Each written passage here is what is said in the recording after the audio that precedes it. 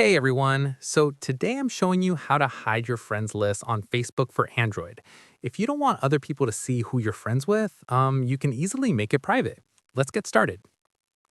All right, first thing, open the Facebook app on your Android phone. You'll land on your main feed. Now, tap on the menu icon at the top right corner. It looks like three horizontal lines. This opens your Facebook menu.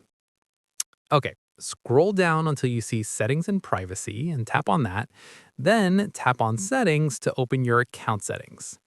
Here's the thing, scroll down a bit until you find the Audience and Visibility section. Under that, tap on How People Find and Contact You. At the top of this page, you'll see several privacy options. Look for Who Can See Your Friends list and tap on it. Right now, it might be set to public, which means anyone on or off Facebook can see your friends list. But you have several options here. You can change it to friends so only your friends can see your friends list, or you can select friends except to hide it from specific people. If you want complete privacy, you select only me. This makes your friends list totally private. Nobody can see it except you. Once you've selected the privacy level you want, tap save at the bottom. And that's it. Your friends list is now hidden from everyone on Facebook based on your settings. If this helped you out, let me know in the comments below.